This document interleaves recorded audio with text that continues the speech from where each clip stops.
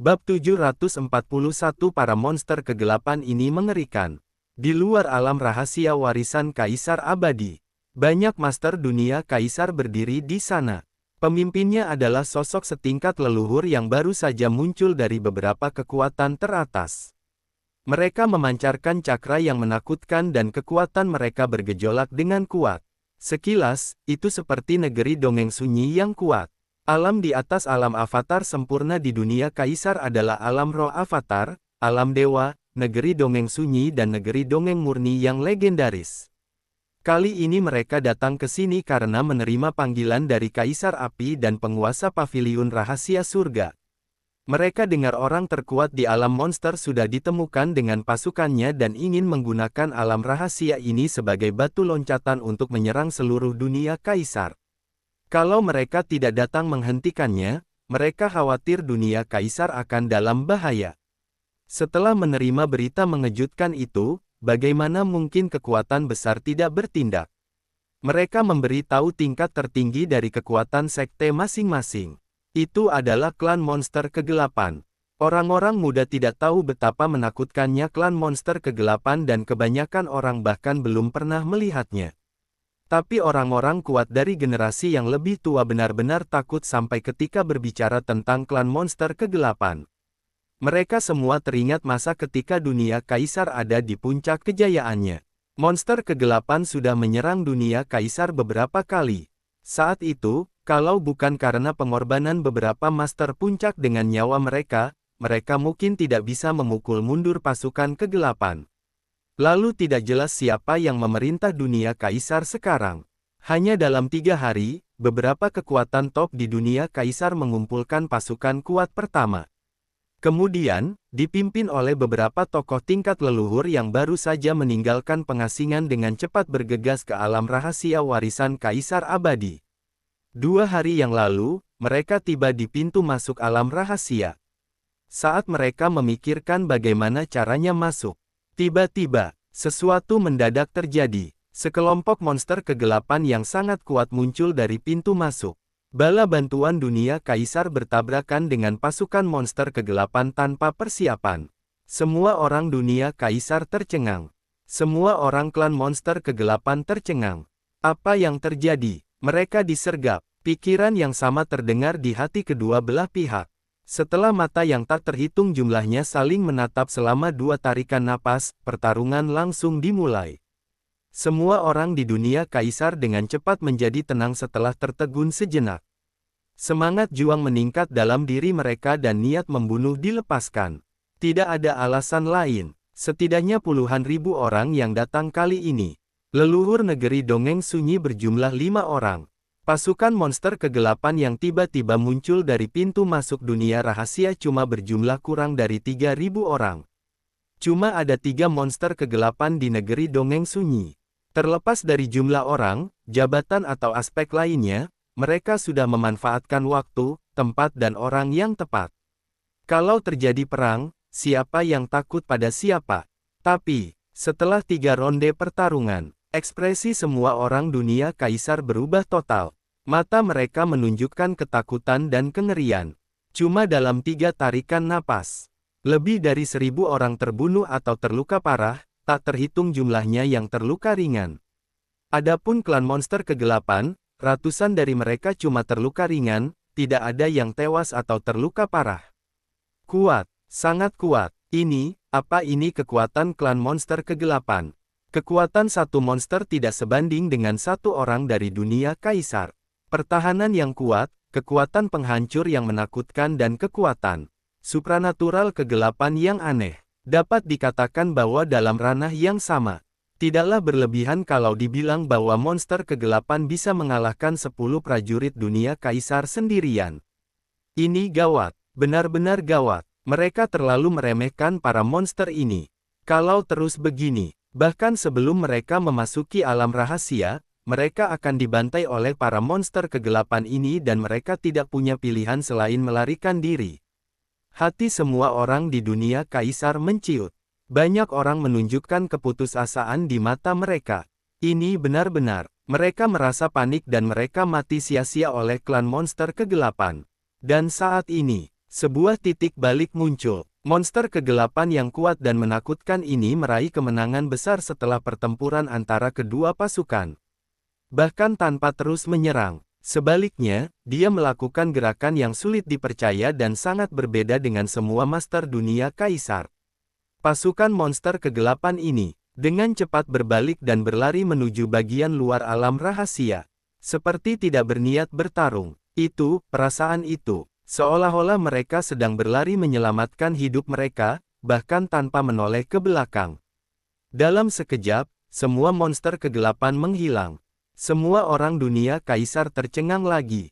Ah, apa ini? Jelas sekali para monster kegelapan ini unggul jauh. Kalau mereka mengejar kemenangan, pasukan dunia kaisar tidak akan mampu bertahan dalam banyak putaran dan akan dikalahkan sepenuhnya. Kenapa melarikan diri? Apa ini semacam tipuan? Mereka tidak mengerti. Semua orang dunia kaisar pun bingung, bahkan leluhur negeri dongeng sunyi pun ikut bingung. Apa yang mereka lakukan? Tuan, apa kita perlu mengejarnya? Setelah monster kegelapan kabur, seseorang dengan lemah menanyakan pertanyaan ini kepada bos dunia kaisar. Mengejar mereka. Bagaimana kalau itu jebakan? Master puncak dunia kaisar langsung memarahinya. Kalau mengejar mereka, bukankah sama saja bodoh? Kalau orang bertarung langsung berdasarkan kekuatan mereka, mereka pasti kalah. Kalau mereka mengejar mereka dan mereka berbalik menyerang, seluruh pasukan mereka akan musnah. Jadi, setelah ragu-ragu sesaat, pasukan dunia kaisar dengan tegas berhenti mengejar monster kegelapan dan malah memusatkan seluruh perhatian mereka pada pintu masuk ke alam rahasia. Keraguan besar muncul di hati mereka. Apa yang terjadi dengan para monster kegelapan ini? Kenapa mereka melarikan diri dari dunia rahasia dengan panik? Apa ada sesuatu yang buruk di alam rahasia ini? Sampai membuat pasukan monster kegelapan yang sangat kuat panik dan melarikan diri, akankah jadi sia-sia kalau mereka masuk? Memikirkan ini, semua orang di dunia kaisar sangat berhati-hati dan tidak berani masuk dengan mudah. Mereka perlu menemukan cara yang tepat untuk supaya master mereka tidak mati sia-sia. Akhirnya mereka memutuskan untuk mengirimkan tim beranggotakan 100 orang yang dipimpin oleh leluhur negeri dongeng sunyi untuk menguji. Tapi ketika tim yang terdiri dari 100 orang ini berjalan ke pintu masuk alam rahasia dan hendak memasuki alam rahasia warisan kaisar abadi. Pintu masuk ke dunia rahasia tiba-tiba bersinar dan sesosok tubuh muncul dari sana. Waspada, serangan musuh. Leluhur negeri dongeng sunyilah yang pertama kali berteriak keras. Semua orang dunia kaisar segera membuat persiapan untuk perang, dan kekuatan spiritual dan kekuatan magis yang tak terhitung jumlahnya siap berangkat. Sosok yang muncul di pintu masuk alam rahasia segera berteriak setelah merasakan permusuhan dan cakra yang kuat di sekitarnya. Aku ada di pihak kalian, pihak kalian. Tolong jangan lakukan apapun. Saat dia berteriak, dia juga mengeluarkan cakranya. Berhenti, hentikan, semuanya, hentikan. Dia dari pihak kita, bukan. Monster kegelapan. Cakra ini, sangat familiar. Tetua Elijah, kenapa kamu? Ternyata itu adalah Master Sekte Elijah dari Tanah Terlarang Kuno. Kalau saja kamu telat bicara, kami sudah menyerangmu.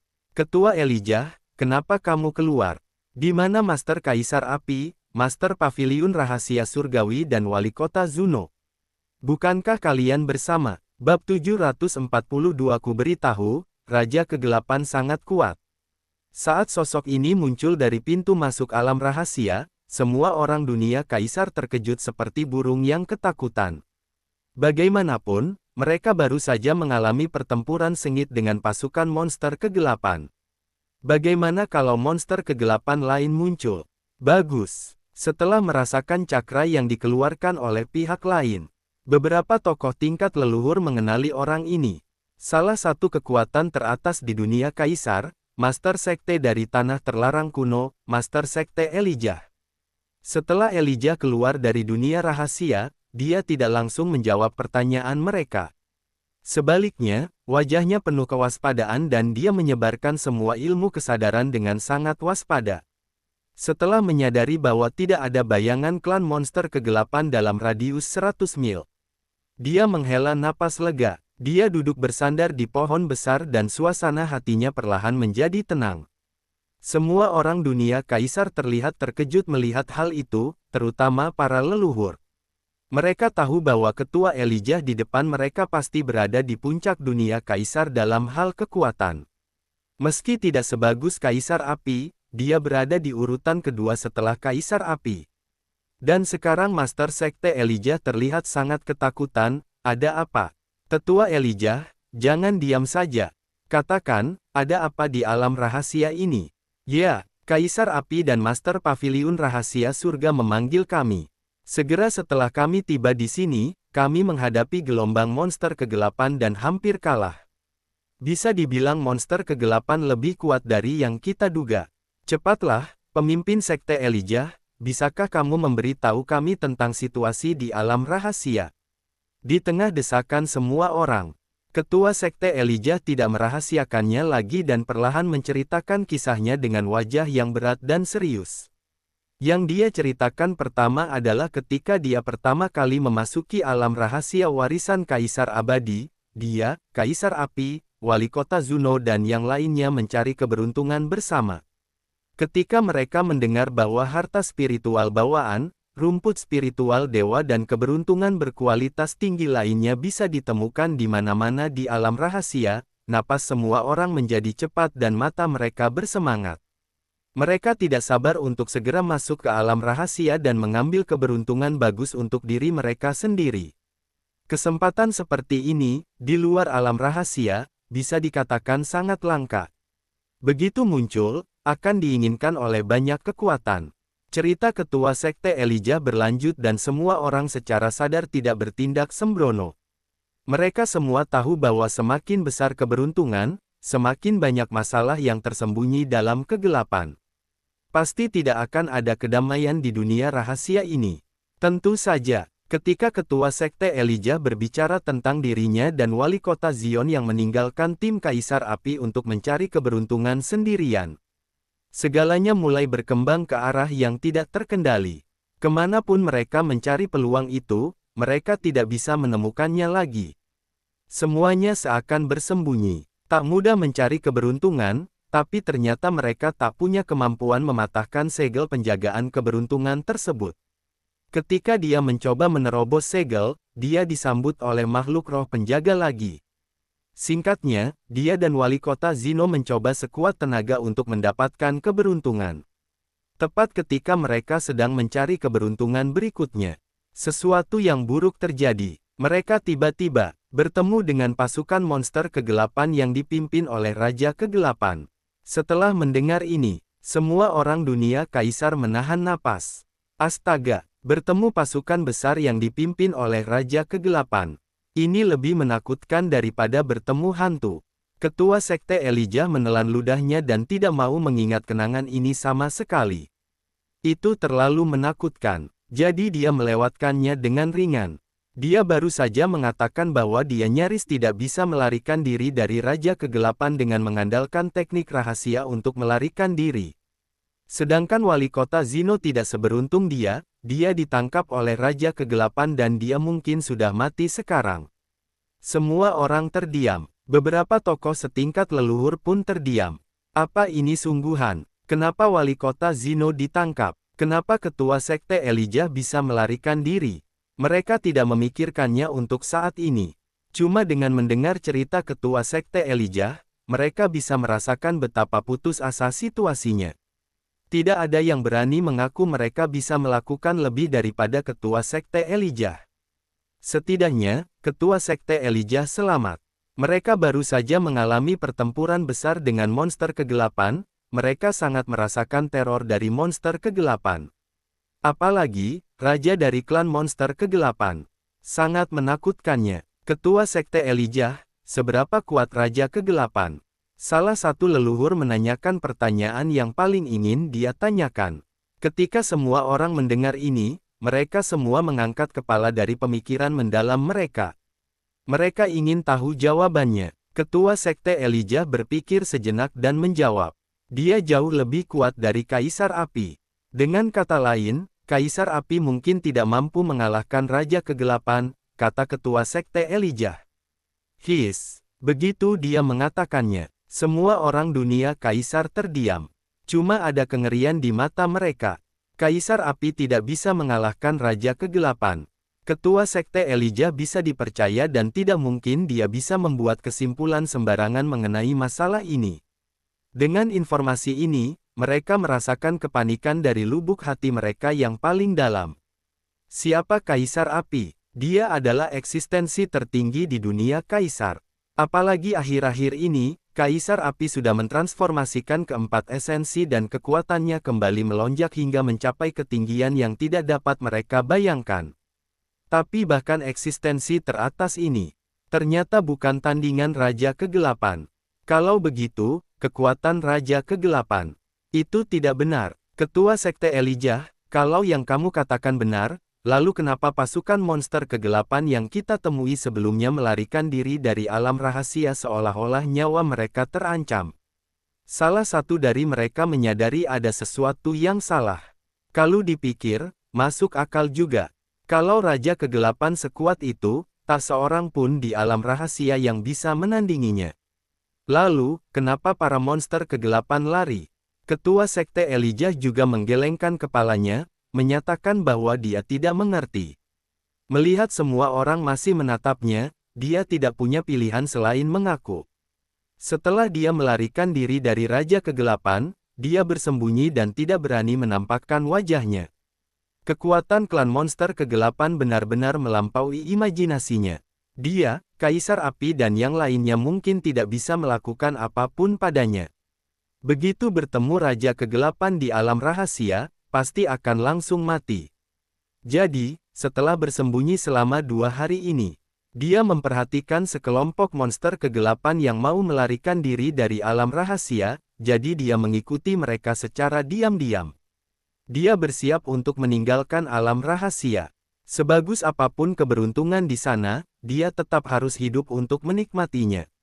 Dengan Raja Kegelapan di alam rahasia, dia tidak berani macam-macam, jadi lebih baik tinggalkan alam rahasia dulu. Karena itu, setelah tahu bahwa klan monster kegelapan sudah meninggalkan alam rahasia, dia mengikuti mereka keluar. Lalu kejadian ini, orang-orang dunia kaisar terdiam lama setelah mendengar ini. Mereka merasa takut saat melihat ke pintu masuk alam rahasia.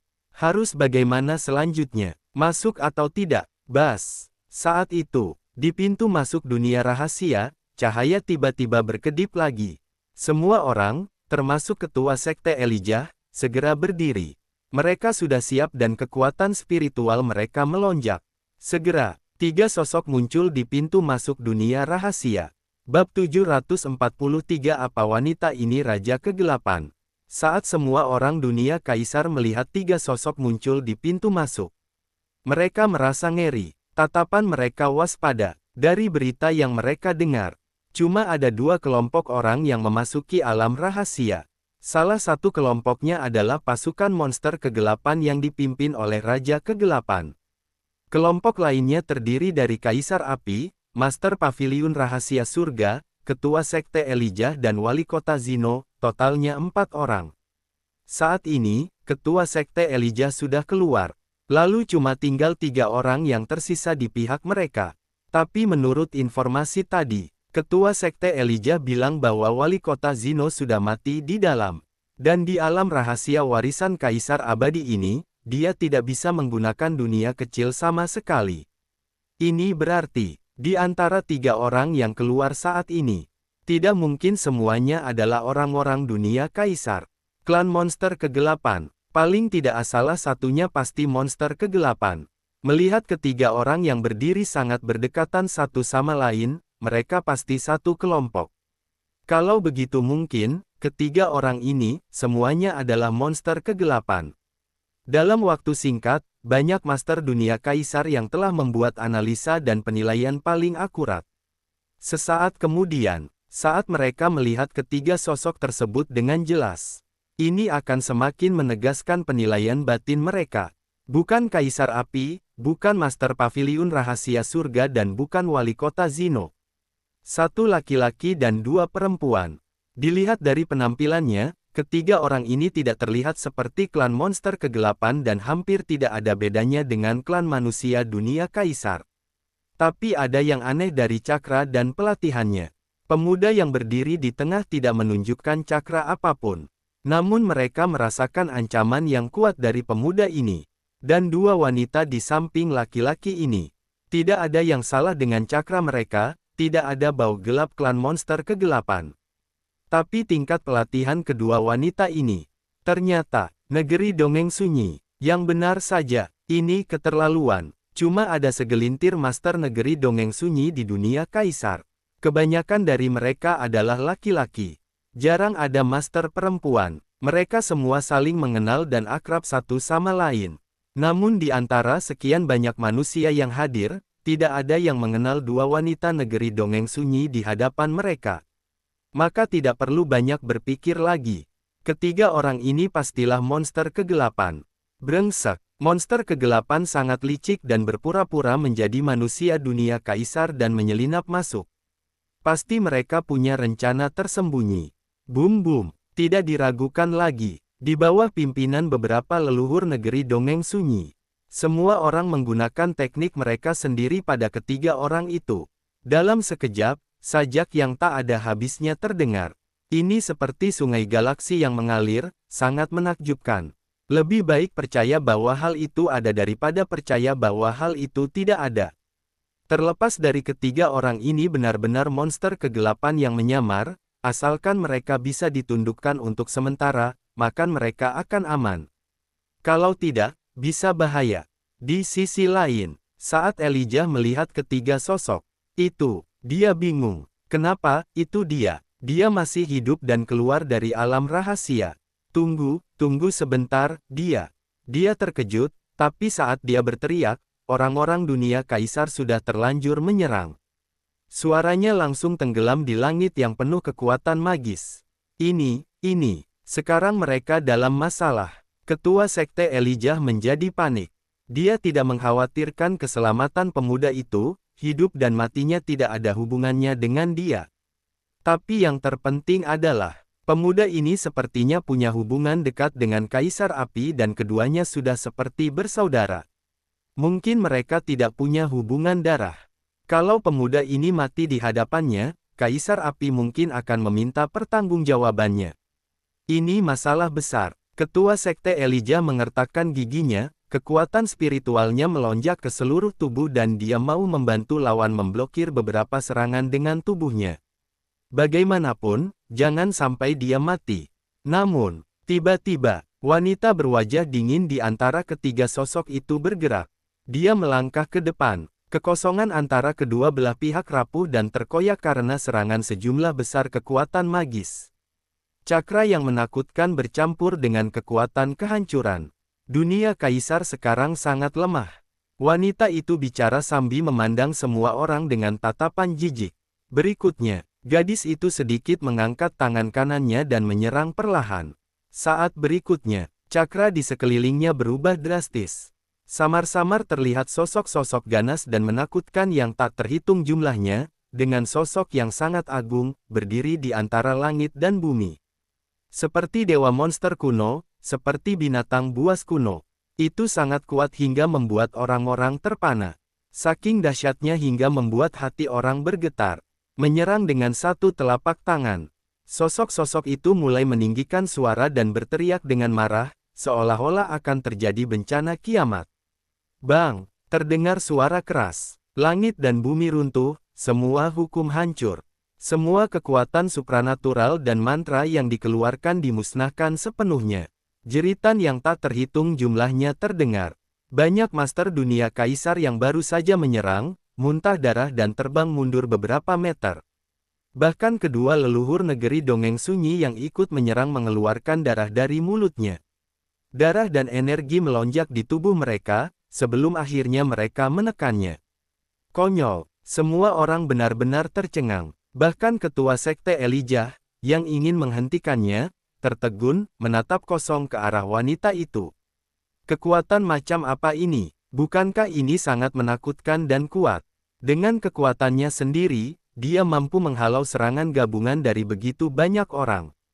Apa dia manusia? Sekalipun wanita ini adalah orang yang sudah mencapai negeri dongeng sunyi, mustahil baginya untuk mencapai level ini. Masih mau menyerang lagi. Wanita itu memandang semua orang dengan mata acuh tak acuh.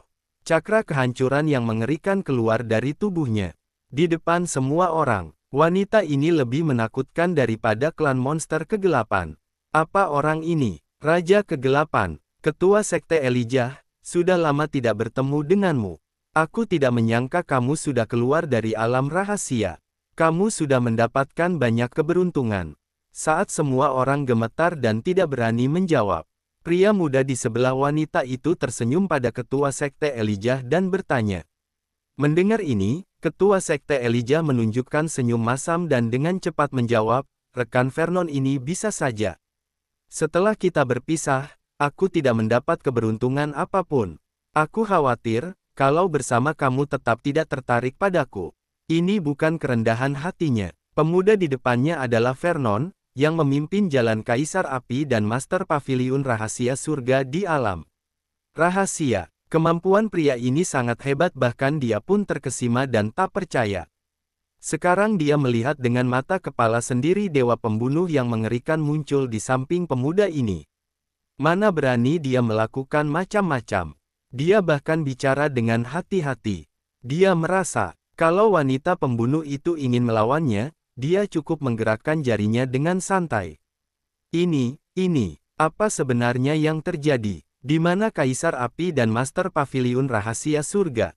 Siapakah wanita menakutkan ini? Ketua Sekte Elijah sekarang bisa membawa mereka ke alam rahasia. Semua monster kegelapan di dalam sudah hilang. Mungkin kamu masih bisa mendapatkan beberapa keberuntungan. Aku masih ada urusan, jadi aku tidak akan menemanimu. Setelah Vernon selesai berbicara, dia berhenti melihat mereka dan langsung menggunakan kekuatan ruang. Swiss. Ketiganya langsung menghilang dari pintu masuk dunia rahasia. Bab 744 Panggil saja aku dengan namaku. Mereka bertiga menghilang dari pintu masuk alam rahasia. Tapi orang-orang dunia Kaisar tidak berani bergerak sama sekali. Mereka tetap pada posisi semula sampai beberapa menit berlalu. Beberapa orang yang lebih lemah lemas dan duduk lumpuh di tanah. Ketakutan mendalam di mata mereka belum hilang. Baru ketika seseorang bergerak, yang lain berani menarik napas dalam-dalam. Suasana di tempat itu pun terasa lega. Beberapa leluhur negeri dongeng sunyi memandang Elijah dengan penuh kebingungan. Ketua Sekte Elijah, siapa ketiga orang itu? Berapa orang yang ada di pihak dunia Kaisar? Kenapa ini pertama kalinya aku melihat mereka? Wanita itu terasa tidak asing, tapi aku tidak bisa mengingatnya. Wanita ini sangat menakutkan. Bahkan Kaisar Api pun tidak sampai seperti itu. Para leluhur negeri dongeng sunyi menghela napas dan sedikit takut. Nama pemuda itu adalah Vernon Klaus dan dia sangat dekat dengan Kaisar Api. Kekuatannya berada pada tahap awal alam dewa. Meski dia cuma berada di alam dewa, tekniknya sangat aneh. Terutama teknik menemukan keberuntungan, yang bahkan lebih baik daripada teknik Master Paviliun Rahasia Surga. Aku perlu tahu lebih dalam. Aku cuma mau bilang kalau aku berhadapan langsung dengan Vernon, aku tidak akan bisa menang dengan mudah. Ketua Sekte Elijah menceritakan semua yang dia tahu tentang Vernon. Hal ini membuat orang-orang dunia Kaisar tercengang. Apa? Ketua Sekte Elijah bilang bahwa dia bukan tandingan pemuda alam dewa. Dia terlalu merendah. Ketua Sekte Elijah adalah master veteran dunia Kaisar. Dengan dukungan tanah terlarang kuno, kekuatan Ketua Sekte Elijah jelas di luar bayangan orang biasa. Kalau itu benar, berarti Vernon ini benar-benar sangat kuat. Vernon, aku ingat, dia adalah orang yang mengajar ilmu pedang di Istana Kaisar Api waktu itu.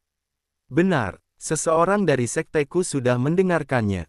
Katanya pemahaman orang ini tentang ilmu pedang pasti berada pada tingkat yang sangat tinggi. Dia cuma seorang master pedang alam dewa, apa hebatnya? Aku cuma mau tahu apa latar belakang dan identitas kedua wanita di sampingnya. Ya, Ketua Sekte Elijah. Anak laki-laki itu adalah Vernon. Kalau begitu siapa dua wanita di sebelahnya? Menghadapi pertanyaan seperti itu, Ketua Sekte Elijah menggelengkan kepalanya. Karena dia juga tidak tahu. Dia belum pernah melihat kedua wanita ini selama berada di alam rahasia. Dia belum pernah mendengar Vernon, Kaisar Api dan yang lainnya membicarakannya. Karena itu, saat dia melihat wanita itu memamerkan kekuatannya barusan, dia terkejut. Lupakan, abaikan saja untuk saat ini. Setidaknya mereka bertiga bukanlah musuh dan itu adalah hal yang paling penting. Ya, ayo kita periksa alam rahasia dulu. Dari apa yang dikatakan Vernon, monster kegelapan yang ada di dalam sudah hilang semua. Bagaimana dengan Raja Kegelapan? Ayo masuk dan lihat bersama. Kalau ada keadaan darurat, segera mundur. Oke, mungkin kita bisa menemukan keberuntungan di sana. Begitulah. Setelah ragu-ragu sejenak, orang-orang dunia kaisar mengikuti petunjuk ketua sekte Elijah dan dengan hati-hati memasuki alam rahasia warisan kaisar abadi. Di sisi lain, Vernon menggunakan pergerakan ruang kecil dan meninggalkan alam rahasia warisan kaisar abadi. Hal ini meningkatkan keluaran cakra ruang. Pergeseran kecil berubah menjadi perubahan besar. Kalau ruang dan kehampaan di sekitarnya tidak terganggu, perjalanan dengan cara ini bisa sangat mengurangi waktu. Perjalanan yang awalnya memakan waktu 10,5 hari. Dalam keadaan hampir seperti kereta, cuma butuh 2 hari bagi mereka bertiga untuk kembali ke puncak gunung yang tinggi dekat kota Kaisar Api. Sekte Pedang Iblis ada di puncak gunung ini. Melihat puncak gunung di depannya, Vernon merasa sangat senang. Sekte Pedang Iblis adalah rumahnya di dunia ajaib. Ketika dia tidak lagi berselisih dengan dunia, dia tidak cuma akan membawa Morrigan dan anaknya mengunjungi gunung dan sungai, tapi juga tinggal di Sekte Pedang Iblis. Menyaksikan dia tumbuh perlahan dan jadilah kekuatan teratas yang mendominasi dunia kaisar. Di belakang Vernon, Morrigan masih sedikit gugup setelah melihat Sekte Pedang Iblis. Meski ini bukan pertama kalinya dia bertemu dengan Guru Eno, dia harus tetap sopan dan tidak jadi bahan gunjingan orang. Di sisi lain, Permaisuri di samping memandang dengan acuh tak acuh dan sikap dingin, seolah tidak ingin diganggu orang asing. Kedua wanita itu jelas terlihat persis sama, tapi mereka sangat berbeda. Permaisuri, apa ekspresimu bisa sedikit santai? Aku khawatir kamu menakuti murid sekteku, kata Vernon sambil tersenyum pahit. Mendengar itu, Permaisuri melirik ke arah Vernon dan tidak menanggapi. Namun rasa dingin dan ketidakpedulian pada tubuhnya sudah berkurang lebih dari setengahnya. Dia kelihatan jauh lebih lembut. Sepanjang perjalanan dari alam rahasia Kaisar Abadi, Permaisuri mengetahui asal-usul Sekte Pedang Iblis dari mulut gadis kecil itu.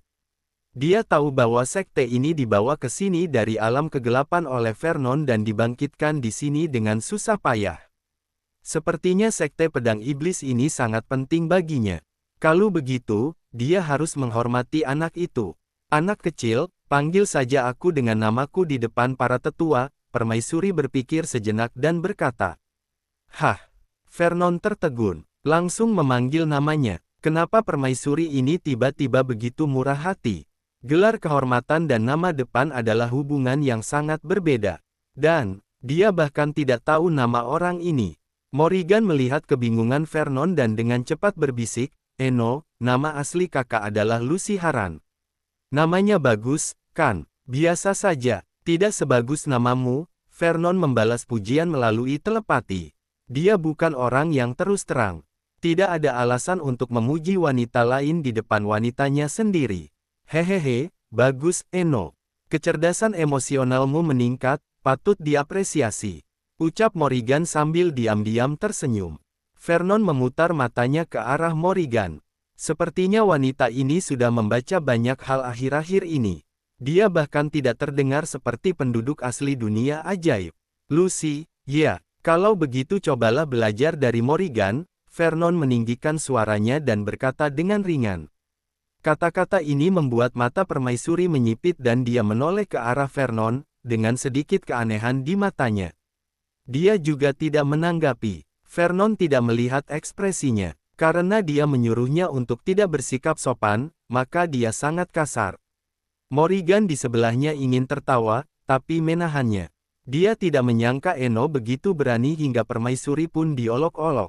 Bukankah seharusnya dia tenang? Saat dia memikirkan hal-hal sesuka hati, Vernon memimpin kedua wanita itu ke puncak gunung dan kemudian dengan mudah melintasi segel pelindung sekte tanpa menimbulkan gangguan apapun. Dia sangat yakin akan hal itu. Bagaimanapun, segel pelindung sekte pedang iblis dirancang dan diatur oleh Vernon sendiri. Dia bisa keluar masuk dengan bebas dengan mata tertutup, tanpa menimbulkan kekhawatiran sama sekali. Vernon turun ke tanah dan membawa kedua wanita itu tidak jauh dari aula utama dalam beberapa langkah. Hah, aku kembali pada waktu yang tepat hari ini. Sebenarnya ada kompetisi dalam sekte, kata Vernon dengan sedikit terkejut. Bab 745 Perubahan dan Penghargaan di Sekte Pedang Iblis. Kompetisi dalam Sekte Pedang Iblis adalah kebiasaan tradisional sekte itu. Itu sudah ada jauh sebelum Vernon bergabung dengan Sekte Pedang Iblis. Dalam kompetisi ini, 10 murid teratas dari murid dalam dan murid luar akan dipilih, mereka akan diberi hadiah dan kehormatan. Hal ini sebagai sarana untuk mempromosikan pelatihan dan memperkuat persaingan. Vernon tidak muncul dengan keramaian apapun, tapi diam-diam memasuki alun-alun utama Sekte Pedang Iblis. Dia berdiri di kehampaan di atas alun-alun. Semua orang di bawah, termasuk pemimpin sekte, ketua Darius dan tetua Dalasim di tribun utama, tidak menyadari kehadirannya. Saat ini, kompetisi dalam sekte sudah berakhir. Ini juga merupakan waktu yang paling ramai. 10 murid dalam bersaing untuk mendapatkan peringkat.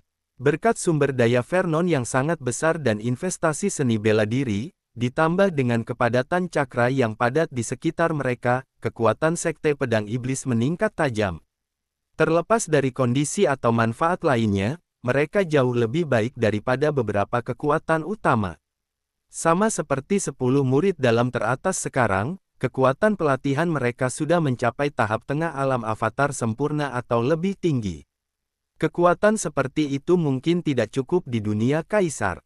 Tapi butuh waktu lebih dari 1 tahun bagi mereka untuk berkembang hingga saat ini. Kalau di alam kegelapan, mereka ini sudah sangat hebat. Sedangkan di dunia kaisar, mereka adalah seorang jenius yang tak tercela. Senior Warren, ayolah, aku yakin kamu bisa jadi juara pertama. Saat Senior Warren berada di alam kegelapan, dia menduduki peringkat pertama di dalam sekte beberapa kali.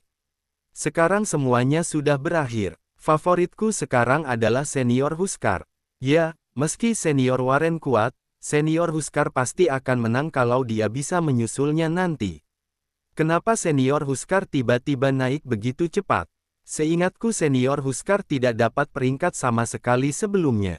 Kamu tidak tahu? Ya, Senior Huskar secara pribadi diajari oleh Senior Agung. Dia sangat mahir dengan pedang api liar sampai tidak ada yang bisa menandinginya. Benar, benar. Kemudian, ketika Senior Agung memberikan ceramah tentang ilmu pedang, Senior Huskar mendapat pencerahan dan esensi ilmu pedangnya menerobos ke tingkat yang benar-benar baru. Setelah mendengar diskusi dari murid-murid yang berpengetahuan luas ini, murid-murid di sebelah mereka semua berseru dengan rasa iri di mata mereka. Pantas saja, ternyata Senior Huskar diajar oleh Senior Agung. Itu adalah Senior Agung. Ketika mereka memikirkan Senior Agung, semua murid memikirkan dengan kagum dan hormat. Senior Agung sudah seperti Tuhan di hati semua murid. Satu-satunya Tuhan. Selama diskusi, kompetisi terakhir sekte juga dimulai. Ini adalah kompetisi terakhir antara Senior Warren dan Senior Huskar. Banyak orang yang mendukung mereka untuk menang. Siapa yang menang? Siapa yang jadi juara satu dalam kompetisi sekte ini? Kedua pemuda itu berjalan ke atas panggung. Senior Warren, aku tidak akan menyerah untuk menjadi juara pertama. Huskar, memegang pedang di tangan kanannya dan berkata sambil tersenyum. Junior Huskar, kamu harus bekerja lebih keras, jangan mempermalukan Senior Agung. Senior Warren tidak tinggal diam dan membalas. Jangan khawatir, aku berusaha sekuat tenaga. Setelah Huskar bicara, klang, pedang roh di tangannya langsung menyerang. Pedang roh itu mengeluarkan cakra pedang merah yang panas dan terang, roh pedang dengan suhu yang sangat tinggi mengamuk di dalamnya. Cahaya pedang itu menebas dengan kecepatan kilat. Dalam sekejap mata, mereka sudah saling mendekat. Hah, cepat sekali. Senior Warren terkejut dan pedang panjang di tangannya sudah dalam posisi bertahan untuk menangkis serangan yang datang. Dia bisa merasakannya dengan jelas. Serangan yang dilakukan oleh Junior Huskar kali lebih kuat dari yang digunakan pada kompetisi sebelumnya. Dia licik juga, dia menyembunyikan kekuatannya sampai sekarang. Setelah ketakutan, Senior Warren tidak lagi menahan diri. Lawan mengerahkan seluruh kekuatannya. Kalau dia terus menyembunyikannya, dia mungkin akan kalah tanpa tahu kenapa. Bas! Sesaat kemudian, roh pedang di tubuhnya berdengung dan energinya melonjak ke atas. Swiss! Senior Warren menebas dengan pedangnya dan roh pedang besar itu menyebar ke cahaya pedang. Bum bum bum! Pertempuran mereka sangat sengit. Masing-masing menampilkan ilmu pedang terbaik dan pertarungan terus berlanjut. Ini membuat murid dalam lainnya di bawah platform pertempuran berteriak dan bersorak untuk mereka berdua. 3 orang penting di tribun utama juga menyaksikan dengan penuh minat. Tidak buruk, tingkat pertumbuhan sekte pedang iblis saat ini lebih cepat dari yang mereka bayangkan. Punya anak nakal seperti Vernon yang menjadi panutan dan tujuan hidup mereka sudah cukup bagi murid-murid itu untuk mengejarnya dengan seluruh kekuatan mereka. Lagi pula, mereka tidak akan bisa mengejarnya. Di medan perang, mereka bertarung selama 50 ronde. Kekuatan mereka hampir sama dan mereka hampir bisa saling membaca gerakan satu sama lain. Kemenangan atau kekalahan bergantung pada senjata tersembunyi mereka. Siapapun yang lebih baik mungkin akan menang. Junior Huskar, hati-hati. Ini adalah serangan terakhir. Kalau kamu bisa menahan serangan ini, kamu berhasil mempermalukanku. Setelah mereka bertengkar dan berpisah, Senior Warren berkata dengan wajah serius. Kalau begitu, ayo, Huskar menoleh tanpa rasa takut. Bagus. Senior Warren berteriak pelan, energi tubuhnya melonjak dan dia menebaskan pedang panjangnya. Bas! Cahaya pedang yang menakutkan seakan mengelilingi binatang buas kuno, suaranya mengguncang kehampaan dan mengeluarkan suara ledakan yang berderak. Percikan, api meteor. Ketika Huskar melihat ini, dia tidak membuang-buang waktu. Dia langsung menggunakan jurus terkuatnya. Kekuatan cakra dan darah di tubuhnya tiba-tiba bergejolak, seperti air terjun api yang meletus. Seluruh tubuhnya berkobar dengan api dan niat pedang terjalin membentuk cahaya pedang yang sangat panas. Ayo, kedua teknik pedang ajaib itu bertabrakan. Tiba-tiba, cahaya pedang meledak di kehampaan dan membuat semua murid di dekat platform pertempuran menjauh. Untungnya, ketua sekte mengambil tindakan saat ini dan dengan mudah menangkis efek dari ayunan pedang itu.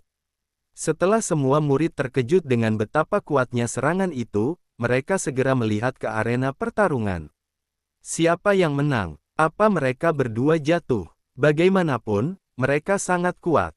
Kalau itu mereka, meski cuma terkena sedikit, mereka pasti mati. Kapan mereka akan mencapai kemampuan seperti ini? Mereka menunggu sampai asap menghilang. Di panggung kompetisi, cuma tersisa satu sosok yang berdiri. Itu, Senior Huskar, dan Senior Warren sudah terlempar dari panggung kompetisi. Hasil akhir dari kompetisi, sekte ini sudah terbukti dengan sendirinya. Senior Huskar memenangkan tempat pertama sebagai murid dalam sekte. Wow! Semua orang bertepuk tangan dan bersorak untuk merayakannya. Ketua sekte, tetua Dalasim dan tetua Ahuma juga berdiri dan mengangguk dalam diam. Keterampilan dan pemahaman Huskar sangat bagus, apalagi setelah datang ke dunia kaisar. Dia seolah mendapat pencerahan dan kekuatannya meningkat pesat. Dapat dibilang dia adalah murid yang jenius. Mereka tidak berani meminta lebih banyak dari monster seperti Vernon. Ini belum pernah terjadi sebelumnya. Seseorang sudah menjadi berkah besar bagi sekte pedang iblis, jadi mereka tidak boleh serakah. Saat ini, 3 sosok muncul dari kehampaan. Aku rasa aku harus menjadi orang yang memberikan hadiah untuk kompetisi sekte ini. Bab 746 Siapa gadis ini? Kenapa dia terlihat mirip sekali dengan Morrigan? Alun-alun utama sekte pedang iblis. Setelah semua orang mendengar suara itu, mereka melihat ke atas. Terutama ketua sekte, tetua Ahuma dan tetua Dalasim. Mereka bertiga tidak asing dengan suara ini. Mereka segera mendongak. Kalau bukan Nak Vernon, lalu siapa? Ketiga sosok itu berpindah dan menghilang dari tribun utama kompetisi. Saat muncul kembali, mereka sudah berdiri di samping Vernon. Nah, kamu bahkan tidak menyapa kami saat kembali. Kamu malah menonton diam-diam. Kamu masih tahu jalan kembali. Sebelum kompetisi sekte, aku mengirimimu beberapa pesan, tapi kamu tidak membalas. Kupikir sesuatu terjadi padamu. Hahaha, senang kamu kembali. Kudengar dunia kaisar akhir-akhir ini tidak damai. Kuharap kamu aman. Ketiga orang itu mengeluh dan saling menggoda, meski nadanya berbeda. Tapi jelas sekali kalau pandangan mereka pada Vernon penuh dengan perhatian, kegembiraan dan kebaikan. Hormat pada ketua sekte, tetua Ahuma dan tetua Dalasim. Jangan khawatir, kalau aku mau kabur di dunia kaisar, tidak akan ada yang bisa mengejarku, kata Vernon dengan tatapan percaya diri. Hormat ketua sekte, tetua Ahuma dan tetua Dalasim. Sebuah suara ceria di sebelahnya menyapa ketiga tetua itu dengan hormat. Mereka bertiga awalnya mau mengeluh tentang Nak Vernon dan memintanya untuk tidak terlalu percaya diri. Apa dia sadar, ini dunia kaisar. Tempat ini tidak ada bedanya dengan alam kegelapan, dunia ini sangat luas dengan berbagai bahaya yang mengancam. Bagaimana kamu bisa sangat percaya diri? Terlalu percaya diri berarti sombong. Sebaiknya tetap bersikap hormat pada apapun. Tapi sebelum mereka bisa berkata apa-apa, mereka dihentikan oleh suara itu. Baru saat itulah ketiga tetua itu mengalihkan perhatian mereka dari Vernon. Mereka tentu tahu suara ini. Itu adalah gadis dari Istana Rosan, pasangan pelatihan Vernon. Mereka bertiga punya kesan yang sangat baik terhadap gadis ini. Terutama tetua Ahuma. Dia sangat menyukai gadis ini. Lagi pula, Bibi Morrigan ini adalah orang yang paling dia sayangi. Gadis ini mengingatkan tetua Ahuma pada Lilith yang jauh di alam kegelapan. Yah, dia ingin tahu apa Lilith baik-baik saja atau dia masih merasa sedih pada dirinya sendiri. Kapan dia bisa kembali ke alam kegelapan? Kalau Lilith tahu bahwa semua orang di Sekte Pedang Iblis sudah dibangkitkan, dia pasti akan sangat bahagia. Gadis kecil, kenapa kamu sopan sekali? Kita semua adalah sudah seperti keluarga. Kamu hamil. Hei, nak, orang di sebelahmu ini adalah. Di sini, kenapa dua gadis tiba-tiba datang ke sini? Mereka terlihat persis sama. Ketika mereka bertiga mengalihkan perhatian dari Vernon, mereka tiba-tiba tercengang. Mata mereka membelalak karena tidak percaya dengan yang mereka lihat. Apa yang terjadi? Ada seorang wanita di sebelah Nak Vernon dan wanita ini terlihat persis seperti Morrigan. Ini, apa dia putri tidak sah? Raja Rosan, itu tidak mungkin. Apa yang terjadi? Mata mereka mula-mula terfokus pada perut Morrigan yang membuncit, lalu beralih ke permaisuri Dewa Langit. Perasaan campur aduk dan emosi mereka rumit. Terutama karena wanita yang mirip persis dengan Morrigan itu. Itu memberi mereka perasaan bahaya yang kuat, perasaan yang belum pernah mereka rasakan sebelumnya. Permaisuri Dewa Langit tidak nyaman merasa ditatap oleh ketiga orang itu. Tapi dia tidak bisa menyerang. Bagaimanapun, ketiga orang ini adalah tetua Vernon. Dia sudah berjanji kepada Vernon untuk tidak membuat onar. Lucy, hormat pada tiga tetua. Nada bicara permaisuri Dewa Langit agak kering dan dingin. Tapi semua orang yang mengenalnya tahu, nada ini sudah sangat bagus. Tidak perlu terlalu sopan nak, panggil saja kami sama seperti Morrigan memanggil kami. Benar, santai saja dan anggap itu seperti rumahmu sendiri. Nak, Sekte Pedang Iblis ini akan jadi rumah Morrigan mulai sekarang dan juga akan jadi rumahmu, jadi jangan terlalu sopan. Ketiga tetua itu merasa bahwa wanita itu sedikit tidak wajar dan mengira itu karena dia takut pada orang asing, jadi mereka segera mencoba menghiburnya. Di mata mereka bertiga, karena gadis ini persis seperti Morrigan dan tinggal bersama Vernon. Itu pasti rekan Vernon, tidak diragukan lagi. Semua orang adalah keluarga. Sekte Pedang Iblis adalah rumah Vernon, Morrigan dan juga gadis ini. Permaisuri Dewa Langit. Saat dia mendengar perkataan ketiga orang itu dan merasakan tatapan ramah mereka, wajahnya terlihat sedikit aneh. Ada perasaan aneh di hatinya yang sudah lama tidak dia rasakan. Rumah. Nak, sudah puluhan ribu tahun sejak dia dipanggil Nak oleh orang lain. Perasaan ini, sungguh aneh. Vernon dan Morrigan tercengang. Ketika mereka bertiga mengucapkan kata-kata ini, mereka berdua sedikit gugup, takut permaisuri akan berada dalam suasana hati yang buruk dan mengamuk. Tepat ketika Vernon ingin segera menyela. Baik, jawab permaisuri Dewa Langit lirih. Begitu kata-kata ini keluar, Vernon dan Morrigan berkedip. Apa yang terjadi dengan permaisuri hari ini? Kenapa temperamennya sangat banyak sampai dia benar-benar setuju? Aneh. Ini terlalu memalukan. Keduanya mengira permaisuri memberi mereka kesempatan, jadi mereka menahannya. Setelah mengobrol beberapa kata lagi, ketiga tetua itu memimpin Vernon dan yang lainnya terbang ke lapangan kompetisi di bawah. Saat terbang ke bawah, Nak Vernon, kamu bisa jelaskan pada kami apa yang terjadi? Ketiga tetua itu diam-diam mengirim pesan ke Vernon dan bertanya. Vernon tersenyum pahit. Ketua sekte, Tetua Ahuma, Tetua Dalasim, ceritanya panjang. Wanita ini sebenarnya. Begitu Vernon mulai menyampaikan pesan itu, suara permaisuri Dewa Langit memotongnya. Anak kecil, jangan beritahu orang lain tentang identitas asliku. Kalau sudah waktunya untuk memberitahu, aku akan memberitahu sendiri. Katakan saja pada orang lain kalau aku adalah kakak Morrigan, kata permaisuri Dewa Langit dengan suara tenang. Baik. Vernon merasa tidak berdaya dan tidak punya pilihan selain setuju. Permaisuri sangat sopan kepada ketua sekte dan yang lainnya. Jadi dia pasti tidak bisa menolak permintaan sederhana seperti itu. Dia cuma tidak tahu maksud permaisuri, mau apa dia. Pura-pura tidak tahu, itu sama sekali tidak perlu. Bagaimanapun juga, penjelasan permaisuri tidak buruk. Itu pasti lebih mudah diterima oleh mereka. Maka, Vernon mengarang alasan dan mengatakan bahwa dia adalah kakak Morrigan.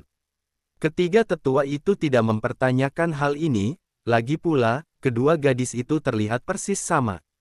Mereka juga bisa melihat bahwa ini normal dan tidak menggunakan kekuatan magis apapun. Ngomong-ngomong, Nak Vernon, apa ada hal penting sampai kamu kembali kali ini? Tetua Ahuma bertanya, dia tahu sifat anak ini. Hei, Tetua Ahuma tahu saja. Memang ada sesuatu yang penting. Aku mau membawa sekte pedang iblis kembali ke alam kegelapan. Kata Vernon sambil tersenyum. Bab 747 Aku akan memberi kalian hadiah. Alam kegelapan. Mereka bertiga terkejut saat mendengar tiga kata ini. Di sanalah mereka dilahirkan, tempat mereka dibesarkan dan tempat mereka berjiwa besar. Kalau bukan karena pembukaan sementara jalur dua dunia antara alam kegelapan dan dunia kaisar, dan kemunculan Vernon, mereka mungkin akan tetap tinggal di alam kegelapan selama sisa hidup mereka. Tinggal di sana sampai mati. Di alam kegelapan, cuma mereka yang berhasil menembus alam avatar sempurna yang punya kesempatan untuk melewati banyak kesulitan dan naik ke dunia kaisar.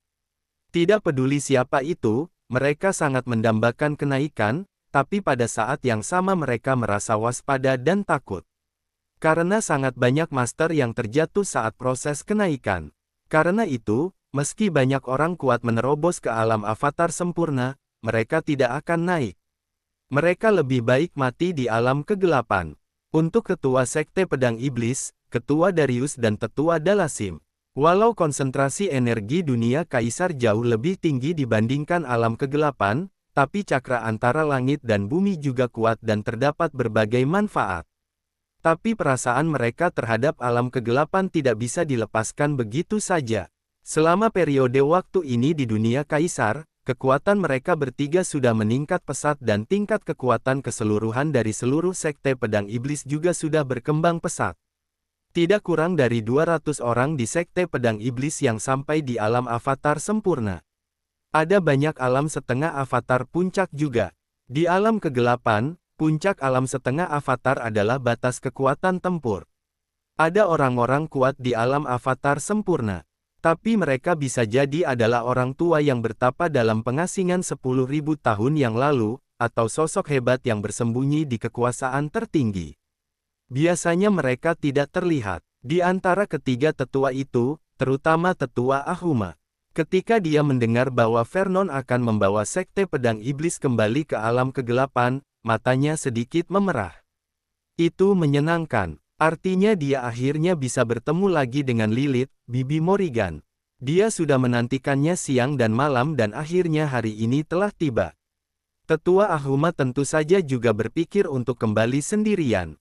Dengan kekuatannya, yang baru saja dia tembus ke alam roh avatar, dia bisa berjalan dengan bebas di alam kegelapan dan tidak perlu mengkhawatirkan masalah keamanan. Namun setelah beberapa kali bertanya, Tetua Ahuma dengan enggan tahu sebuah fakta. Jalur dua perbatasan antara dunia kaisar dan alam kegelapan saat ini masih ditutup. Mereka tidak bisa masuk. Kalau memaksa masuk, akan dihancurkan berkeping-keping oleh energi ruang yang ganas. Nak Vernon, kenapa kamu tiba-tiba mau kembali ke alam kegelapan? Tanya Tetua Dalasim. Sebenarnya, Morrigan sedang hamil. Setelah aku kembali ke alam kegelapan, aku berencana pergi ke keluarga kerajaan Rosan untuk melamarnya untuk menikahiku. Jadi aku harap kalian bertiga dan Sekte Pedang Iblis akan datang untuk pesta pernikahan kami. Vernon menatap Morrigan dengan lembut dan berkata sambil tersenyum. Hahaha, oke, kalau begitu kita harus kembali. Benar, karena itu acara besar, kami akan menghadiri pernikahan anakmu. Oke, aku sudah memikirkan ekspresi terkejut Raja Rosan saat melihat kita. Pasti akan menyenangkan. Ketiga tetua itu tertawa terbahak-bahak dan sangat senang. Di mata mereka, Vernon sudah seperti anak mereka sendiri. Mereka lebih bahagia dari siapapun saat melihat Vernon bahagia. Morrigan tersipu mendengar kata-kata ini dan menundukkan kepalanya tanpa berani mengucapkan sepatah kata pun. Nak Vernon, aku bertanya-tanya dan dapat info bahwa tidak mudah untuk kembali ke alam kegelapan. Katanya jalur antara dua dunia itu tertutup dan tidak mungkin untuk dilewati. Tetua Ahuma mengungkapkan kekhawatirannya. Hei, jangan khawatir, Tetua Ahuma. Itu cuma jalur dua alam, tidak ada apa-apanya untukku. Saat aku kembali ke alam kegelapan, aku akan mengatur koordinat dan mengatur segel teleportasi. Kalian bisa bolak-balik ke alam kegelapan sesuka hati, kata Vernon. Dia tidak menyombongkan diri. Di hadapan alam rahasia Kaisar Abadi, dia tidak akan berani bersumpah dengan percaya diri. Namun setelah menerobos ke negeri dongeng sunyi, transformasi ketiga itu sudah selesai dan kekuatan berbagai esensinya juga mengalami terobosan besar. Teknik susunan teleportasi seperti itu mudah dia buat, tidak sulit sama sekali. Mendengar yang dikatakan Vernon, ketiga tetua itu terkejut lagi. Mengatur koordinat ruang, segel teleportasi dengan suai jalur. Ini terlalu berlebihan. Tapi dari tampang Vernon, dia tidak berbicara omong kosong sama sekali. Anak ini sudah tumbuh sampai seperti ini. Nak, tingkat pelatihanmu saat ini apa? Tahap akhir dari alam roh avatar. Atau alam dewa? Ketua Sekte Pedang Iblis bertanya dengan heran. Alam avatar sempurna, alam roh avatar, alam dewa, negeri dongeng sunyi, negeri dongeng murni. Mereka bertiga sudah menerobos ke alam roh avatar, tapi mereka masih tidak bisa melihat cakra Vernon sama sekali. Anak ini pasti sudah mencapai alam dewa. Vernon menggaruk kepalanya, tersenyum malu-malu dan berkata, itu sedikit lebih tinggi dari alam dewa. Aku baru saja menerobos ke negeri dongeng sunyi 2 hari yang lalu. Begitu dia mengatakannya, ketiga tetua dari Sekte Pedang Iblis itu tercengang dan pupil mereka melebar. Mereka menatap Vernon dengan tidak percaya dan bertanya dengan heran. Negeri dongeng sunyi, apa negeri dongeng sunyi yang berada di atas alam dewa? Kamu, obat apa yang kamu minum? Kecepatan ini bahkan lebih keterlaluan dibandingkan saat kamu berada di alam kegelapan. Waspada, Nak Vernon. Kalau kamu memberitahu orang lain tentang kecepatan pelatihanmu, kamu bisa membuat mereka takut setengah mati. Melihat ekspresi terkejut ketiga tetua itu, Vernon cuma bisa tersenyum. Dia belum mengatakan bahwa keempat esensinya sudah sepenuhnya berubah. Secara umum, cuma setelah menerobos ke negeri dongeng sunyi barulah esensinya bisa diubah. Dia justru sebaliknya, dia mengubah esensinya dahulu dan kemudian menerobos. Ini jelas berbeda. Sampai beberapa orang berdiri di tribun panggung kompetisi, ketiga tetua itu masih terlihat tak percaya. Ini benar-benar hebat. Mereka pikir mereka sudah berlatih keras, setidaknya mereka bisa menyusul Vernon. Tanpa diduga, usaha mereka sia-sia. Hormat senior agung. Wow, dia benar-benar senior agung. Halo, senior agung. Senior agung sangat tampan. Aku harap calon pasangan pelatihanku setidaknya punya separuh dari ketampanan senior agung. Hei, lihat dua wanita di sebelah senior. Aku rasa kalaupun senior agung ada 10, kamu tidak akan bisa mendapatkannya. Setelah melihat Vernon, semua murid Sekte Pedang Iblis menyambutnya dengan hormat. Beberapa murid perempuan menatap Vernon dan berbisik dengan kekaguman di wajah mereka. Vernon merasakan tatapan semua murid, tersenyum tipis, dan mengangkat tangannya. Tiba-tiba, alun-alun yang awalnya berisik menjadi sunyi. Di hati para murid Sekte Pedang Iblis, Vernon sudah menjadi sosok yang dekat dengan Tuhan. Bisa dibilang bahwa kepopulerannya melampaui ketua sekte, tetua Dalasim dan tetua Ahuma. Adik, aku sangat senang melihat kalian mencapai kemajuan seperti itu. Tapi seperti kata pepatah, jangan sombong dalam kemenangan dan jangan berkecil hati dalam kekalahan. Aku harap kalian terus bekerja keras dan melampaui para jenius dunia kaisar lainnya. Aku yakin dengan bakat dan kemampuan kalian. Kalau kalian terus bekerja keras, pasti tidak akan ada masalah. Semuanya ulurkan tanganmu sekarang. Sebagai senior agung, aku akan memberi kalian hadiah. Vernon berkata dengan tenang dan suaranya mencapai telinga semua murid. Bab 748 Sesuatu yang dibenci si kecil, keberuntungan bagi murid dari Sekte Pedang Iblis. Mendengar kata-kata senior agung Vernon, semua murid Sekte Pedang Iblis sangat gembira. Mereka sudah melihat kemampuan senior agung sebelumnya. Dengan kekuatannya sendiri, dia membawa seluruh Sekte Pedang Iblis ke dunia kaisar dan membangkitkan mereka semua. Kecepatan pelatihannya tidak tertandingi oleh siapapun. Bahkan gabungan para jenius terbaik di dunia kaisar tidak cukup untuk mengalahkan senior agung mereka itu. Mereka beruntung punya senior agung seperti itu. Jadi mereka tidak merasa ragu sedikit pun tentang apa yang dikatakan senior agung mereka. Kemudian, semua murid pedang iblis sekte mengulurkan tangan mereka. Klik, Vernon menjentikkan jarinya kali ini. Saat berikutnya, aliran sungai yang jernih muncul di atas panggung kompetisi. Anak sungai ini tidak panjang, cuma puluhan dan lebarnya 2 meter. Tapi setiap tetes alirannya seolah mengandung energi dan penuh pesona ilmu. Aliran sungai itu terlihat sangat tenang, namun semua orang bisa merasakan daya tarik yang luar biasa darinya. Mereka sedikit menarik napas dan energi di tubuh mereka melonjak dengan liar dan kemacetan pelatihan mereka bergoyang, seolah-olah akan dipatahkan. Sungai apa ini? Kenapa bisa begitu ajaib? Senior agung adalah senior agung, hal-hal yang dia lakukan sesuka hati sungguh mengejutkan.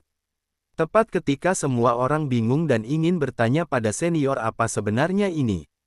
Vernon tidak menjelaskan, tidak ragu-ragu. Dia mengangkat tangan kanannya dan melambaikannya. Dalam sekejap, dia membuat sungai itu menjadi tetesan air yang tak terhitung jumlahnya. Swish, swish, swish. Tetesan air itu seperti senjata tersembunyi, menembaki semua murid Sekte Pedang Iblis dengan kecepatan yang sangat tinggi. Ketika ketiga tetua melihat ini, senyum bahagia muncul di wajah mereka dan mereka tidak menghentikannya. Mereka tahu bahwa meski orang lain akan meninggalkan Sekte Pedang Iblis, mustahil bagi Nak Vernon untuk melakukannya. Para murid dari Sekte Pedang Iblis ini sedikit kurang fokus. Saat tiba-tiba dihadapkan pada tetesan air yang mengalir deras dari langit dan tekanan mengerikan di dalamnya. Mereka sudah pasti terkejut, tapi mereka segera menyadari bahwa ini adalah teknik senior agung. Apa mungkin senior agung akan menyakiti mereka? Bagaimana itu bisa terjadi? Ini jelas bukan serangan, tapi keberuntungan. Senior agung pasti memberikan semacam hadiah. Semua orang segera menenangkan diri dan mengulurkan tangan dengan tenang, menunggu rintik hujan turun. Jerush! Semburan suara terdengar. Tetesan air hujan yang jatuh di langit mendarat di tangan setiap murid Sekte Pedang Iblis dengan ketepatan yang tak tertandingi. Saat tetesan air menyentuh tangan mereka, air itu meleleh ke telapak tangan mereka dan menghilang. Saat ini, semua murid Sekte Pedang Iblis merasakan perubahan menakjubkan di tubuh mereka. Di lautan kesadaran, kekuatan supranatural yang belum pernah terlihat sebelumnya mulai berevolusi. Sosok-sosok mengerikan muncul satu demi satu. Mereka sangat kuat dan tak terkalahkan. Tiba-tiba, semua murid Sekte Pedang Iblis tenggelam di dalamnya. Dalam keadaan kesurupan, mereka seakan datang langsung ke medan perang kuno. Mereka melihat dengan mata kepala sendiri master-master kuat kuno yang melakukan ekspedisi untuk memperjuangkan kemenangan. Setiap serangan dan gerakan yang mereka lakukan bisa menghancurkan langit dan mengubah luasnya lautan. Ini membuat mereka merasa takjub. Perasaan ini membuat murid-murid Sekte Pedang Iblis menjadi pucat. Mereka ngeri, tapi mau terus menonton.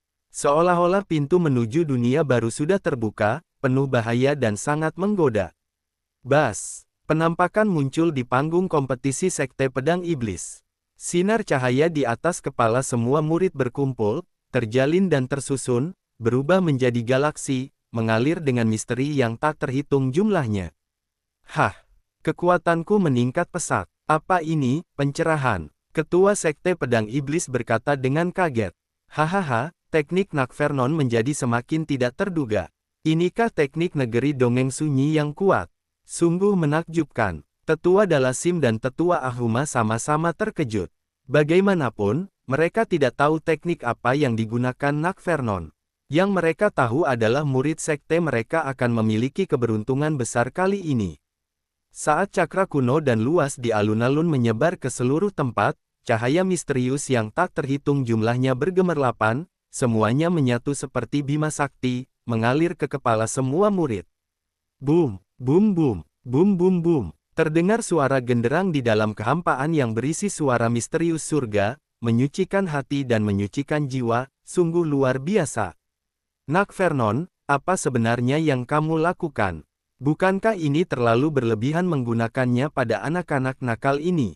Tetua Ahuma bertanya dengan rasa iri. Semua murid yang hadir punya keberuntungan yang sama, kecuali ketiga tetua itu. Bukan karena mereka iri pada murid-muridnya, Vernon pasti punya alasan melakukan ini. Mereka menjadi semakin penasaran. Jangan khawatir, Tetua Ahuma, ini tidak berlebihan. Ini adalah keberuntungan yang kudapatkan di alam rahasia. Sisa setelah menyerapnya cuma cocok untuk orang-orang di bawah alam avatar sempurna. Sedangkan untuk Tetua Ahuma, Ketua Sekte dan Tetua Dalasim ada yang lebih cocok. Vernon tersenyum dan menjelaskan singkat. Aliran sungai yang dia ambil sekarang adalah danau dewa yang diperoleh dari tangga surgawi di alam rahasia warisan Kaisar Abadi. Sebagian dari danau dewa diserap oleh dirinya sendiri dan sebagian lainnya diserap oleh si kecil di perut Morrigan. Namun kini anak sungai ini hanya tinggal sedikit saja, dan tersisa sisa-sisa. Danau itu sekarang tidak berguna untuk dia dan Morrigan. Tapi untuk para juniornya di Sekte Pedang Iblis, ini adalah keberuntungan terbaik. Dengan kata lain, kalau si kecil tidak mengambil sarinya dan membuang ampasnya, meninggalkan genangan air ini.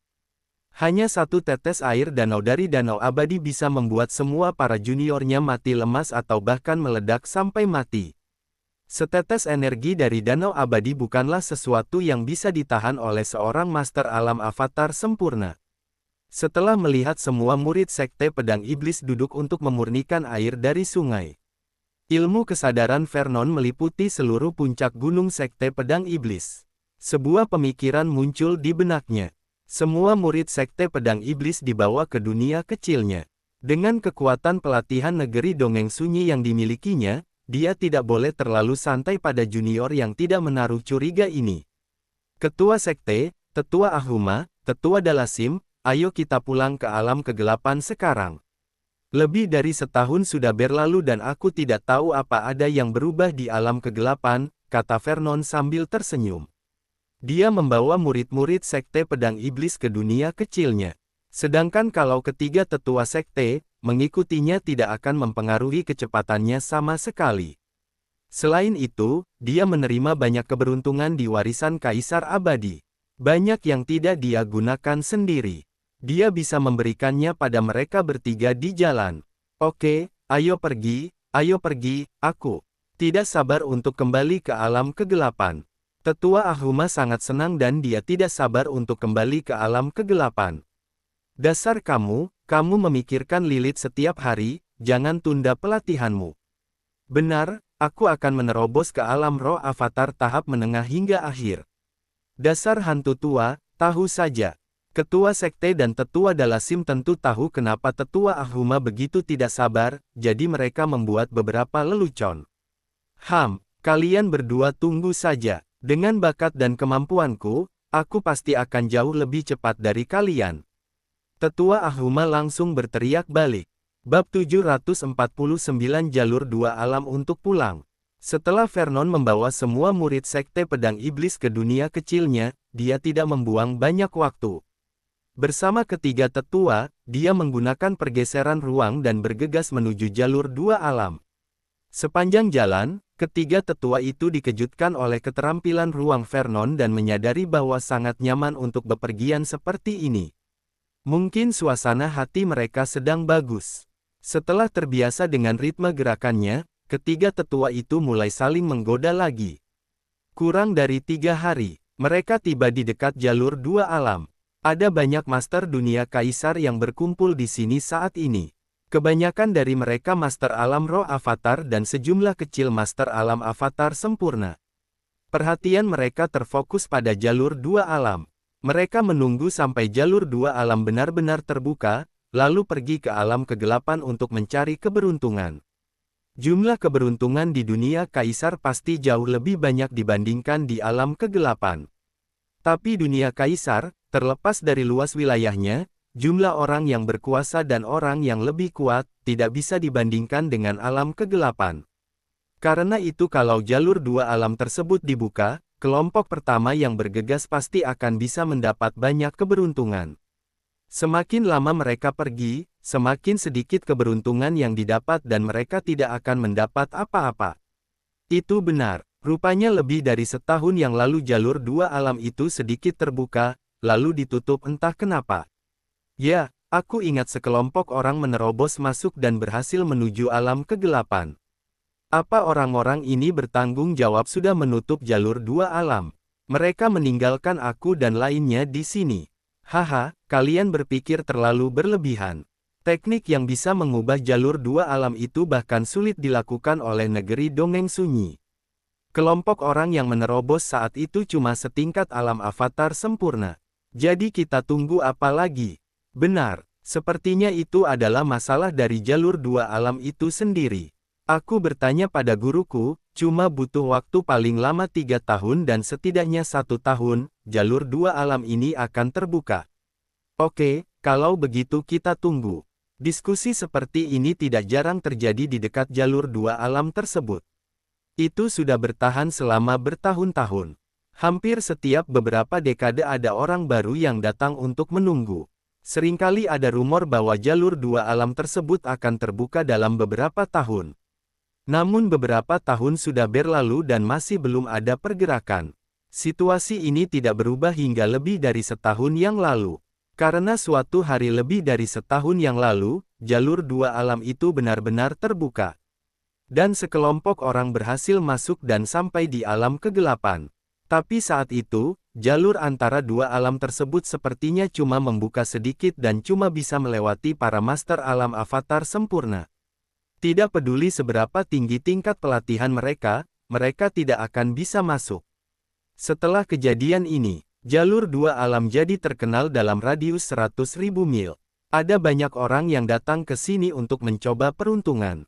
Semakin banyak orang datang ke sini untuk menunggu.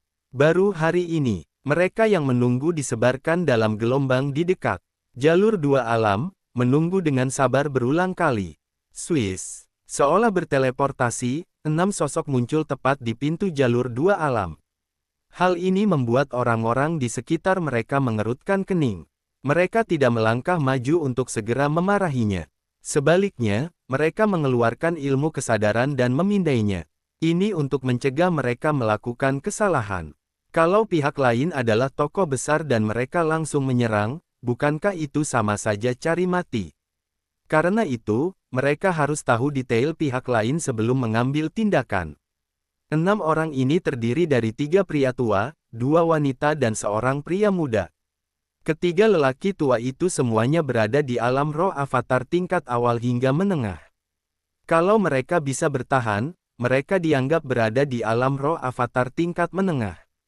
Namun entah kenapa, mereka tidak bisa mendeteksi cakra pelatihan 2 wanita dan pria muda di belakang ketiga pria tua itu. Mereka seperti terhalang oleh lapisan membran. Melihat situasi ini, kebanyakan orang tidak mau mengambil tindakan. Ilmu kesadaran tidak bisa mendeteksi keadaan lawan. Cuma ada 2 alasan. Yang pertama adalah kekuatan pelatihan lawan jauh lebih tinggi dari mereka. Kecuali mereka melepaskan cakra secara khusus, tidak peduli seberapa banyak mereka menggunakan ilmu kesadaran untuk menyelidiki, mereka tidak akan bisa melihat apapun tentang lawan. Yang kedua adalah lawan membawa harta roh yang menyembunyikan cakra mereka. Semakin tinggi tingkat harta roh, semakin kuat kemampuan penyembunyiannya. Dan sebagian besar orang yang baru ditemukan oleh ilmu kesadaran berada pada tahap tengah dan akhir dari alam roh avatar. Karena ilmu kesadaran mereka tidak bisa mendeteksi pihak lain, tingkat harta roh pihak lain pasti tidak akan rendah. Ketiga orang itu tidak bisa dideteksi, bukankah itu berarti ketiga orang ini mengenakan harta roh penyembunyian bermutu tinggi? Dengan kekuatan sekuat itu, mereka pasti tidak lemah. Apapun alasannya, mereka tidak boleh sembrono. Apa mereka cuma mau merebut tempat? Lupakan, kalau mereka ingin merebutnya, mereka bisa mengambilnya. Bagaimanapun, jalur 2 alam tidak akan terbuka untuk sementara waktu. Yang membuat mereka bertanya-tanya adalah kenapa ketiga pria tua yang berdiri di hadapan 3 orang yang lain punya kekuatan yang biasa saja. Tepat mereka mau menghentikan ilmu kesadaran dan mengabaikan orang-orang ini. Kata-kata pemuda itu membuat semua orang semangat. Ketua Sekte, Tetua Ahuma dan Tetua Dalasim, ini adalah jalur 2 alam. Setelah jalur 2 alam terbuka, kalian bertiga cuma perlu mengikutiku. Morrigan dan Lucy akan mengikuti dari belakang. Apa jalur 2 alam akan segera dibuka? Apa ini sungguhan? Cara pemuda ini berbicara sangat tenang, seolah-olah dia bicara kebenaran. Tapi, tidak ada respon dari jalur 2 alam sekarang dan sepertinya tidak akan dibuka sama sekali. Dari mana pemuda ini mendapatkan berita itu? Banyak master di sekitar mendengar apa yang dikatakan pemuda itu. Beberapa orang mengejek dan tidak percaya sama sekali. Kelompok orang lain diam-diam membangunkan teman mereka dan mengepung Vernon. Lebih baik percaya bahwa hal itu ada daripada percaya bahwa hal itu tidak ada. Bagaimana kalau berita ini benar? Hei, apa yang kamu lakukan? Apa menurutmu perkataan anak itu benar? Ya, aku mendengar dari Master Alam Dewa tahap akhir bahwa jalur 2 alam ini tidak akan terbuka setidaknya selama 2 tahun. Lepaskan mereka, aku tidak percaya ini bisa dibuka. Kalau bisa dibuka hari ini, aku akan menelan pisau roh di tanganku. Hei, benar atau tidak, tanyakan saja dan kita akan mengetahuinya. Ketiga pemuda ini mengenakan semacam harta roh penyembunyi. Bagaimana kalau mereka adalah murid dari suatu sekte besar? Cih, apa kamu tidak dengar pemuda? Itu memanggil orang itu apa? Ketua sekte dan yang lain adalah tetua. Para tetua cuma berpelatihan di tahap awal dan tengah alam roh avatar. Seberapa kuatkah mereka dan pengaruh macam apa yang bisa mereka miliki? Benar, telingamu tajam juga. Saat Vernon dan rombongannya berdiri di depan jalur 2 alam. Setelah Vernon memberikan beberapa instruksi kepada ketiga tetua itu, dia bersiap menggunakan kekuatan ruang untuk sementara membuka jalur 2 alam. Faktanya, dengan kemampuannya, dia mungkin bisa sepenuhnya membuka jalur 2 alam dengan kekuatannya. Tapi menurut Vernon, jalur antara alam kegelapan dan dunia kaisar sebaiknya ditutup. Tepat ketika Vernon hendak mulai, ada beberapa orang dengan niat jahat menghampiri. Hei, siapa yang mengizinkanmu berdiri sedekat ini? Babak 750 anak Vernon, kalau kamu tidak bisa melakukannya, biar Morrigan saja. Ketika Vernon dan rombongannya mendengar suara ini, mereka semua menoleh. Orang-orang yang bertanya kepada mereka dengan nada kasar adalah 8 master tahap tengah dan akhir dari alam roh avatar. Cakra tingkat roh yang kuat mengelilinginya, dengan mata penasaran dan kejam. Orang biasa akan ketakutan ketika ditanyai oleh begitu banyak master dan mereka tidak tahu bagaimana menjawabnya. Namun Vernon dan kelompoknya memasang ekspresi berbeda. Ketiga tetua dari Sekte Pedang Iblis tersenyum ceria, terlihat sama sekali tidak khawatir. Mata kedua wanita itu dingin, dengan niat membunuh mengintai dari tubuh mereka. Sedangkan Vernon yang sedang ditanyai, dia sedikit melengkungkan bibirnya dan menjawab dengan penuh minat. Apa kedua wilayah ini wilayahmu? Vernon bertanya dengan tenang. 8 tamu tak diundang itu tercengang. Mereka tidak menyangka sikap anak ini sangat tidak sopan. Brengsek. 8 orang itu jauh melampaui pemuda ini dan kelompoknya dalam hal tingkat pelatihan dan intensitas cakra. Tapi kenapa dia sangat percaya diri? Tidak cuma pemuda itu, tapi juga 5 orang di sekitarnya. Tidak ada yang menunjukkan rasa takut. Ini benar-benar tidak masuk akal. Ada yang membantu mereka di belakang? Kedelapan tamu tak diundang itu semua memikirkan hal ini dan segera berpencar untuk mengamati pergerakan di sekitarnya. Namun mereka tidak menemukan hal yang aneh. Ini membuat kedelapan orang itu terus-menerus curiga dan ragu-ragu, mereka tidak berani menekan pihak lain lebih jauh. Baiklah, kalau tidak ada apa-apa, tetaplah di sini. Jangan menghalangiku. Kalau tidak, kalian tidak akan mampu menanggung akibatnya. Vernon melambaikan tangannya kepada orang-orang ini, berbalik dan meneruskan urusannya. Dia sedang dalam suasana hati yang baik hari ini dan terlalu malas meladeni orang-orang itu. Kembali ke alam kegelapan adalah hal yang paling penting sekarang. Dia masih harus memikirkan bagaimana cara melamar pada ayah Morrigan, hadiah apa yang harus disiapkan, bagaimana melangsungkan pernikahan dan masih banyak lagi. Tidak perlu buang-buang waktu dengan preman-preman kecil ini. Tapi beberapa orang memang seperti itu. Kalau tidak mengatakan apapun, mereka akan mengira dia pengecut, lalu mereka akan merendahkannya. Dan begitu dia menguatkan sikap, mereka akan menjadi semakin ganas. 8 master itu berperilaku seperti yang kedua. Setelah mendengar ejekan Vernon, wajah mereka menjadi penuh amarah. Wah, apa-apaan sikapmu itu? Apa menurutmu kami tidak berani menyerangmu? Kalau kalian memberitahu kami semua informasi yang kalian tahu tentang 2 jalur alam, kami mungkin akan lebih lembut. Kalau tidak, jangan salahkan kami karena bersikap kasar. Kalian sebaiknya jujur. Ini adalah jalur 2 alam. Ini bukan kekuatan sektemu. Kalau kalian berani macam-macam, kalian akan kubuat menderita. 8 tamu tak diundang alam roh avatar ini tidak lagi berpura-pura sebagai orang dari sana. Mereka bukan orang dari tempat itu, kalau terjadi sesuatu, mereka bisa kabur begitu saja. Meski pemuda ini dan kelompoknya punya latar belakang tertentu, entah butuh berapa bulan, bahkan tahun, untuk melacaknya. Mungkin mereka beruntung dan bisa mendapatkan informasi berguna tentang perjalanan antara 2 alam dari pemuda ini. Dengan begitu bisa membuka jalur menuju alam kegelapan. Saat itu, bahkan Master Alam Dewa tidak akan bisa menemukannya. Dan mereka bisa menikmati keberuntungan terbaik di alam kegelapan. Hal-hal indah seperti itu membuat orang merasa bahagia cuma dengan memikirkannya. Saat 8 tamu tak diundang ini diam-diam mengepung Vernon dan rombongannya. Ketiga tetua dari Sekte Pedang Iblis menghela napas lega. Oke, masalah akhirnya semakin menjadi-jadi. Ya, aku berpikir orang-orang ini akan menyerah dan melarikan diri. Puncak bukit yang dipilihkan Nak Vernon untuk kita bagus, tapi terlalu membosankan.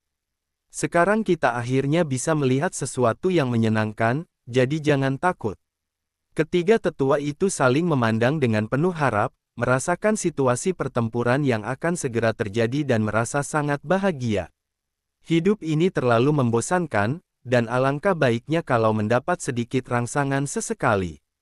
Vernon memandang ketiga tetua yang bersiap menonton pertunjukan dengan senyum masam dan tertawa bodoh. Sekte Pedang Iblis awalnya bukanlah sekte yang terkenal dan kuat.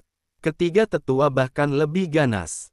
Dia yakin, Kalau bukan karena tingkat pelatihan ketiga tetua saat ini lebih rendah daripada 8 orang ini.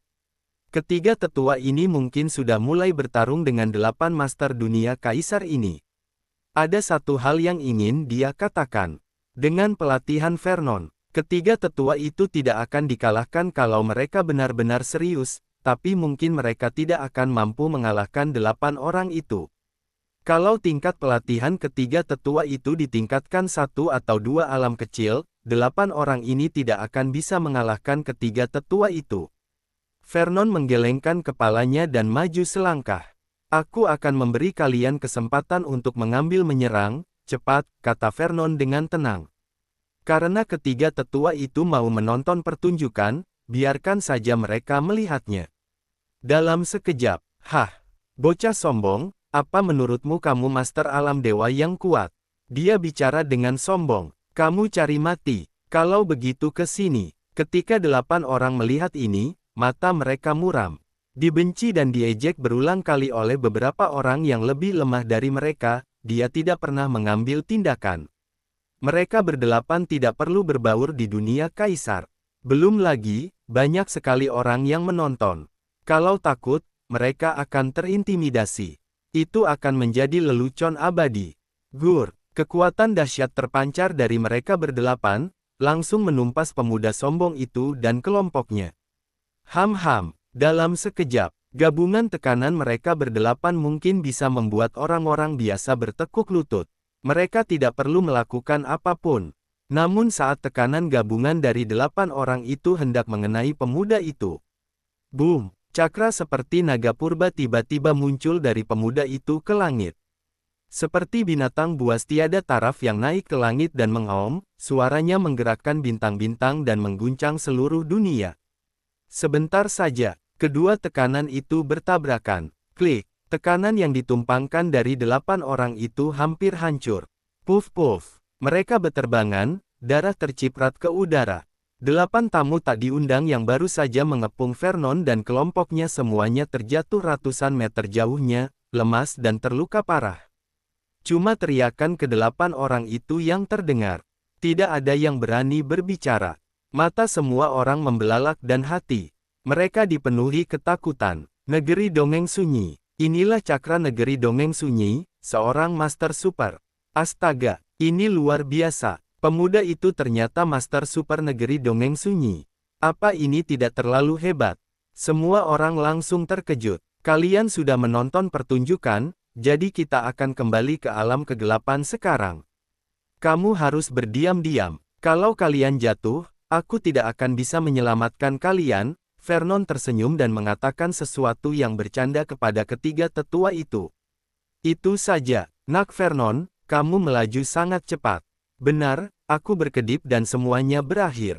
Tidak, sama sekali tidak menghibur. Aku masih suka melihat Morrigan melakukannya.